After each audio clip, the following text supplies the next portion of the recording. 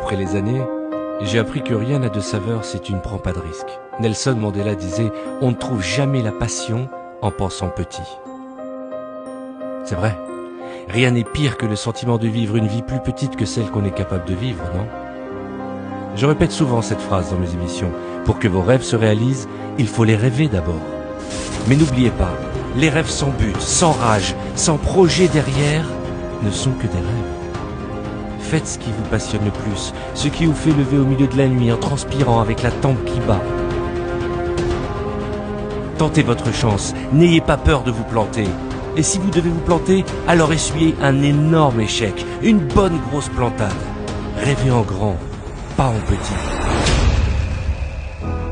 Quand j'ai débuté dans la vie, je rêvais de faire de la radio. J'ai proposé des centaines de fois ma candidature. J'ai frappé à toutes les portes, je me suis fait jeter 100 fois. Et puis un jour, la 100e a été la bonne. Vous me connaissez comme un homme qui a réussi. Moi, je me souviens de toutes les portes qui m'ont été fermées. Vous vous souvenez de tous mes succès? Moi, je n'oublie pas mes échecs. Bonsoir, je m'appelle Arthur et en direct, vous allez assister à ma première émission de télé et peut-être même la dernière. À l'époque où je n'étais rien, le père d'un copain travaillait à la régie publicitaire d'Europe 1. Un jour, il m'a organisé un rendez-vous avec le directeur des programmes de la radio. Je n'oublierai jamais ce jour. C'était le jour de mon anniversaire, le 10 mars 1986. J'avais 20 ans. Je m'en souviens comme si c'était hier. Je me rappelle de moi, flippant dans le hall d'accueil d'Europe 1, avec mes yeux de môme. Il y avait du marbre au sol, le logo bleu de la station en néon. J'ai encore l'image de moi assis, les yeux grands ouverts à l'accueil. Une hôtesse est venue me chercher. Elle avait bien vu que j'étais terrorisé. Elle m'a fait un grand sourire et m'a dit « Ça va aller ». Je rentre dans le bureau du directeur.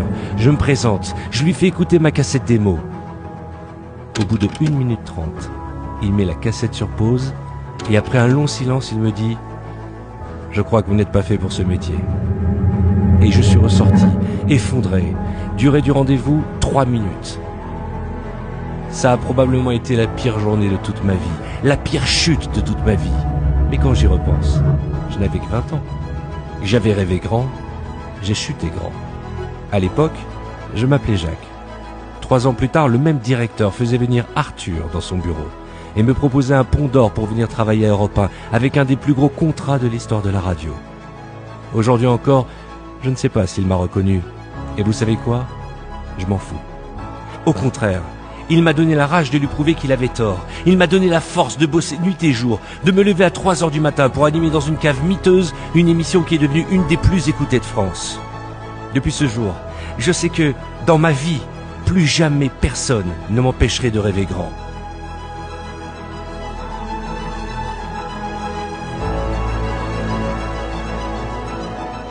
Ne laissez pas les autres penser à votre place. Ne laissez pas vos proches vous dire « Attention, tu vas te planter ».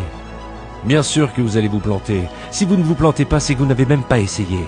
Parce que pour obtenir quelque chose que vous n'avez jamais eu, vous devez faire quelque chose que vous n'avez jamais fait. Montez sur le ring. N'ayez pas peur du chaos. Ah, vous allez parfois marquer des points, prendre des coups, beaucoup de coups. Vous allez transpirer, souffrir, vous blesser, vouloir tout abandonner. Et un jour, enfin, croyez-moi, vous gagnerez votre combat. Alors écoutez-moi, ne laissez jamais les autres ruiner vos rêves.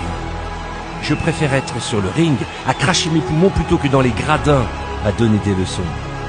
Et n'oubliez jamais, pendant un combat, il y a 2 boxeurs sur le ring et 10 000 personnes dans les tribunes. Moi, je préfère être sur le ring. Et vous ?